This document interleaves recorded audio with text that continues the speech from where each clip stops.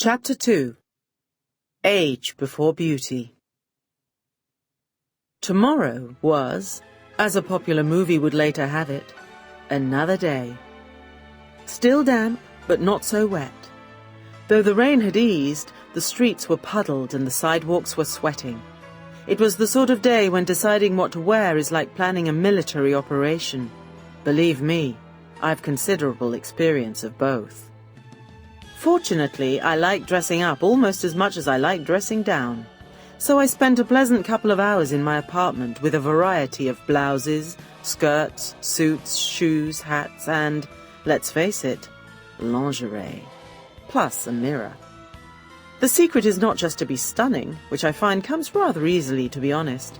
The tricky thing is getting exactly the right level of stun for the occasion.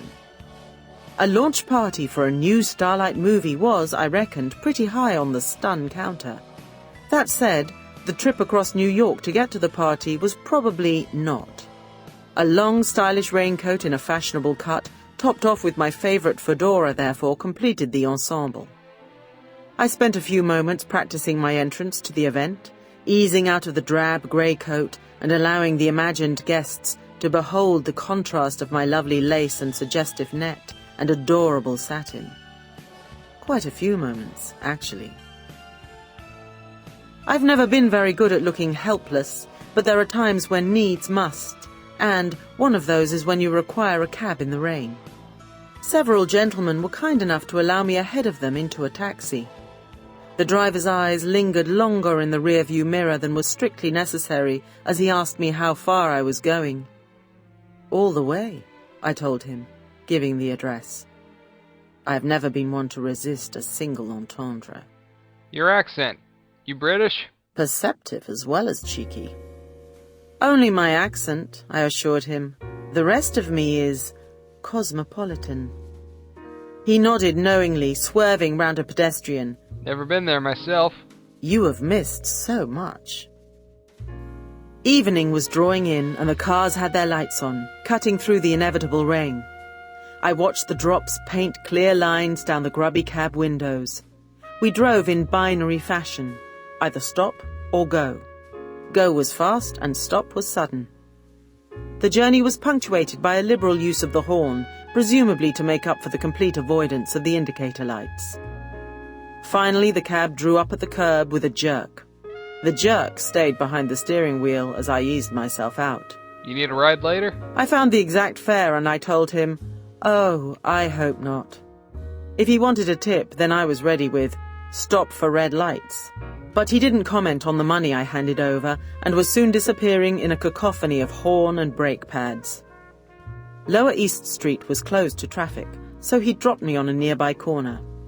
The rain had eased, but even so I decided I'd tipped him too much. I turned my collar up and pulled the brim of my hat down before heading towards the venue. Intriguing case or not, I was looking forward to the party. It was at Nick's, which, as anyone who is anyone will tell you, is the place to be seen. Nick's is where millionaires go for breakfast, where top fashion models call in for lunch, and where senators and mafia bosses have to book well ahead if they want a table for dinner. I could see the awning further down the street. The remains of the rain was running off it at the edges, forming a translucent curtain round the red carpet and uniformed doormen. A trickle of well-dressed people flowed under the awning, doing their best to avoid being dripped on while maintaining their dignity. Across the street from Nick's was a small park surrounded by iron railings. The statue of a woman and an angelic-looking child holding hands stared out across the road and into the front entrance of the restaurant. I watched it for a moment, then looked away. When I looked back, the statue had not moved. I guess that's what you'd expect, but you can never be too careful, and especially not where statues are involved.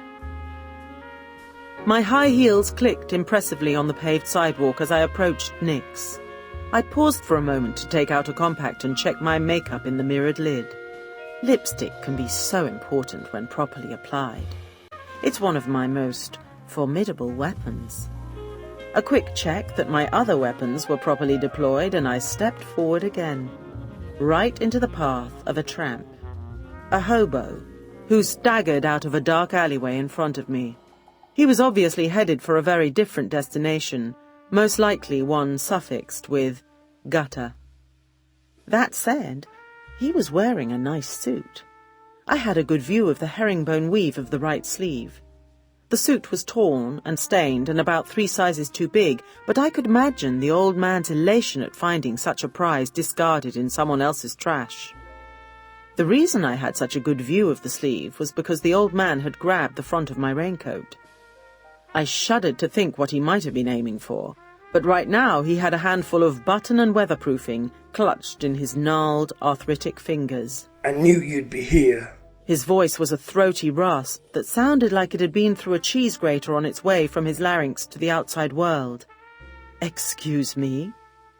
This was both an exclamation of surprise and an escape gambit as I attempted to push past him. The smell was interesting. But he still had hold of my coat, and despite his frailty, he wasn't about to let go. You have to help me. Please. "All right," I conceded, reaching for my clutch bag. "How much?" He seemed confused for a moment. I know confusion when I see it, and I was looking at it right now. I don't want your money. Well, that was a first. He probably knew confusion when he saw it too. I want my life back. I used to be someone. Didn't we all, honey? I finally managed to extract his curled fingers from my coat. Hopefully the wrinkles would drop out in time. From my coat, I mean, not his hands. There was no remedy for them, and the problem was Anno Domini. He was weakening. You said you'd help. What hope there was faded from his eyes. "I offered you money," I corrected him.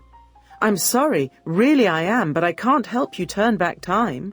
Not without calling in many more favors than I currently have saved up." You promised yesterday that you'd help. "Sweetie, I've never seen you before in my life or yours." Then he really surprised me. He stuffed his hands into his jacket pockets and pulled out handfuls of money. He had small hands, but they were big handfuls, $10 bills crumpled and creased as much as his weather-beaten face. He threw the money at me right there in the street. It blizzarded round my head, caught in the breeze and swirling through the evening. People stopped and gawped and grabbed. I just watched the money spin and fall. Watched the last hope fade from the old man's eyes as his knees buckled and he fell to the sidewalk. Watched his hand flop into the gutter, where the rainwater running into a storm drain washed the dust and grime from his cuffs. Under the layers of age and the wrinkles and pockmarks, the man was almost unrecognizable. Almost. But I recognized him now. Just as I recognized the suit he was wearing, the pattern and the colour bright and restored where the water rinsed away the dust and the dirt. It was the same suit that Rock Railton had been wearing when he called on me yesterday, and I promised to help him.